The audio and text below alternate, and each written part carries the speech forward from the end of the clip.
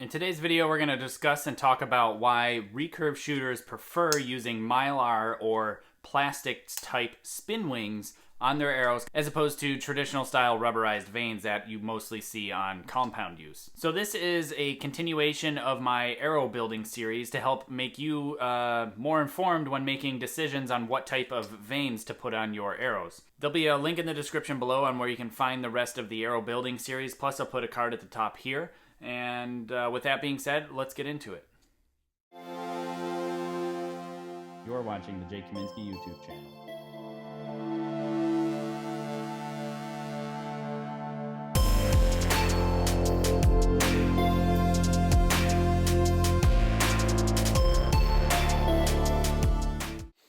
For those of you that are new here, my name's Jay Kaminsky. I'm a two-time Olympic silver medalist in the sport of archery. I'm working to make this channel a great resource to all types of archery, ultimately just trying to make you a better archer, removing all the growing pains that I had when I was coming up in the sport. So we're going to talk about spin wing type vanes, or mylar vanes for the old school people. And we're going to figure out and kind of discuss why recurve shooters specifically use these style vanes that help your arrows spin.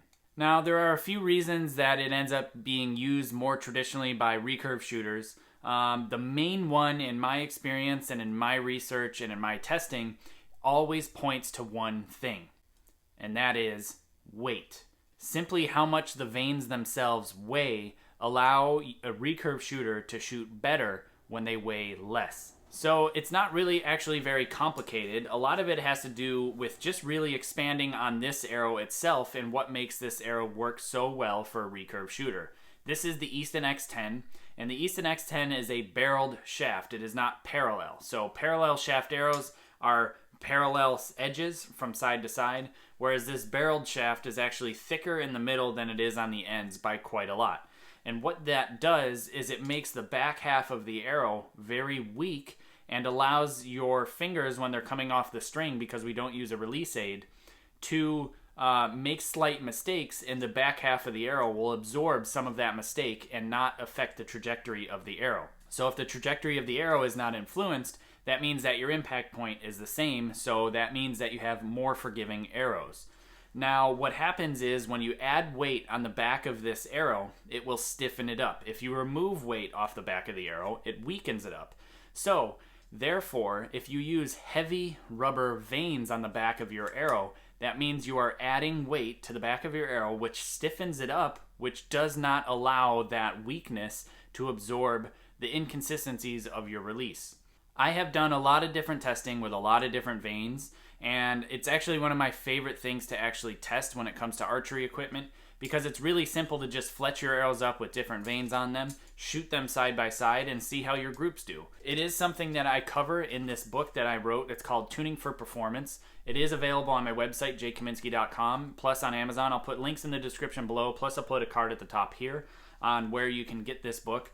I cover all sorts of stuff for helping you set up your Olympic-style recurve bow. Limb alignment to stabilizer setup to center shot, walk-back tuning, bear shaft tuning, fine tuning, arrow building, vane selection, lots of different stuff. So if you haven't yet, grab a copy, and I appreciate those people out there that have already purchased their copy on my website. Thank you. So I go over in that book how to do vane selection and really how to knock it down to a level on where you can see direct results depending on which vanes you're putting on your arrows. And like I said, it was one of my favorite things to actually do a lot of testing for and testing with. And so I'm going to change the camera position and show you a couple of things about the spin wings themselves, and then we're going to weigh them and compare them to compound style vanes. And I have a lot of different recurve style vanes that we're going to look at here and weigh a few different ones. Okay, so here is a basic rundown of a couple of different vanes. Obviously we've got a little scale here. This is a grain scale. It's measuring grains right now. But we've got 5 different types of vanes. We have your regular compound vane. That's pretty standard, a 1 point, actually no, those are 2-inch vanes. These are AAE waves that I helped on develop with AAE. This is a recurve specific vane. It's a rubberized vane similar to this, a little bit more durable than these. but they are very lightweight, so we're going to weigh those today. These are Brady Ellison spider vanes. some KSL Jet 6 vanes from Coach Lee's vanes, and then these are your traditional old school spin wings. These happen to be the very light drag version. We'll talk more about these in another video and more about the vanes themselves. This is some double-sided tape and some pinstriping tape essentially. So this is double-sided tape that is cut into strips like this, and you use the tape to tape onto the vane and tape onto your arrow. And then this tape itself goes on the edges and tapes down the edge, the front edge, and sometimes the back edge of the vanes, just to keep the air from getting under them and lifting them off. So when you're weighing these style vanes, you also have to take into consideration the double-sided tape plus the ending tape when you're weighing them. And then these, yes, you need to take into consideration the glue. However, a lot of the glue that you put on the arrow actually evaporates, so there's really not much to it. I've weighed it, and it is less than a grain. I've actually scraped it off of an arrow and put approximate amounts of glue on the arrow that I would on my vanes and scraped it off, and it totaled right around 1 grain. So we're going to get into measuring a few of these vanes just to see some differences, and so that way you can kind of understand what I'm talking about when I say compare this vane's weight to these vanes weight, or even those, and you'll see a huge difference in how much the vanes themselves weigh. I'm just going to take 3 of the strips, and I will take off the double-sided tape, or the backing tape rather, so that way it's just the actual glue itself, or the actual sticky stuff itself on the scale. So there's just the sticky stuff, and I'm gonna get the rest ready before I put it all on the scale.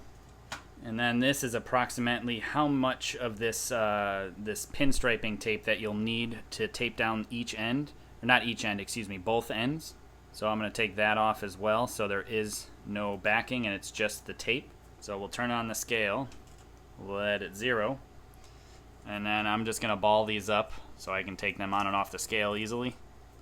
And just the glue and tape alone is 2.4 grains. So when we add the spin wings on, the 3 of them, it'll bring it up to 4.4 grains for all 3 spin wings plus the double-sided tape.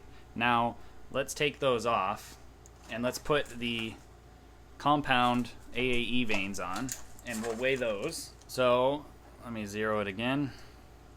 Grains weigh nothing. Now we only have 3. 11.2 grains. So a huge difference, more than double, almost 3 times the weight is what compound style vanes are. Now let's add the double-sided tape plus the ending tape back on. Go to Brady's vanes, the spider vanes. These are the 2-inch, the medium 2-inch, I believe. I don't know the exact stiffness of them, but they're the first ones that Brady came out with. 1, 2, 3. So we're right about 5.2 grains. So very similar to the actual spin wings. Now let's check Coach Lee's Jet 6 vanes. Actually, his are slightly different. They use shrink wrap to secure the ends instead of tape, but we're going to leave this the same just for comparison's sake. So 1, 2, 3 vanes. Right about 5.4 grains, 5.2 grains, so about the same as Brady's vanes, even though these are much smaller, which is interesting to compare. And then now we'll take the AAE waves, which I helped work with AAE to design, specifically for Recurve archery. What I wanted to do is I wanted to create a hybrid between the compound and the Recurve style vanes. So these AAE waves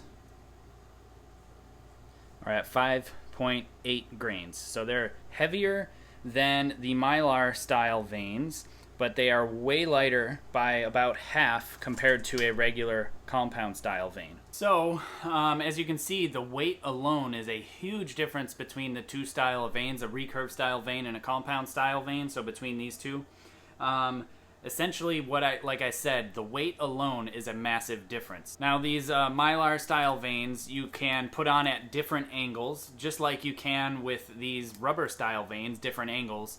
And with these rubber ones, you can also add helical to it as well, which means twist, instead of just offset. So that can change the way the arrow dramatically behaves depending on how you install them. And some other benefits and advantages to these style of vanes, these mylar type vanes, is just being able to repair them in the field. So repair them at the tournament itself after you tear up some vanes, you shoot through your clicker, somebody else hits your arrow, rips a vane off, because these things are not very durable. They can be destroyed and very much so distorted pretty easily just from being hit, where these compound style ones, I can pull on it and it has a very mild distortion compared to that. But with a little bit of massaging, you can get these to usually get back into shape relatively easily. The mylar ones, once they take a crease, they like to kind of stay that way. There are some tricks to kind of make them last a little bit longer, but ultimately they do like to tear off. So you need to be able to repair those in the field or at the tournament or whatever it may be. It's really easy and quick to do, especially if you have everything ready. Now, a lot of people will just say, well, yeah, recurve shooters use those type of vanes because they just shoot better. Yeah, they shoot better, but why? Why do they shoot better? I found that the regular compound vane for myself actually was a bit more accurate than a recurve style vane, meaning my groups would actually be much tighter, but when I made mistakes, they did not go anywhere near the middle. They were opened up quite a bit. You had to be really on to shoot well. So I set out to really figure out why that is and to try to see if weight was a factor, and worked with AAE to develop that a special polymer blend to be used in those vanes to make them extremely thin yet durable enough and very light. And that was kind of a happy medium between the two. And actually, once I started using them and fletching them, I actually shot much higher scores with those type of arrows and those type of vanes rather. But just simply stating and blanket statementing and saying, well, recurve style spin wing type vanes just shoot better isn't exactly correct. You got to really figure out why. And like I said, I think it's the weight. Now, I will be putting links in the description below on where you can find some of these vanes. Those will be Amazon affiliate links, so when you click on those links, I do get a kickback. And I appreciate the people who click on those links and do their regular Amazon shopping and buy these products that I'm recommending. It allows me to produce more free content and keep it free for everybody at home. So thank you to those who click on that link. Thanks for watching, and thank you to my Patreon supporters. If you want to become a Patreon supporter or check out books, apparel, and some seminar info, head to jkaminsky.com, and be sure to hit that subscribe button and the notification bell to be notified every time a new video is uploaded. And I appreciate you watching. Thank you again.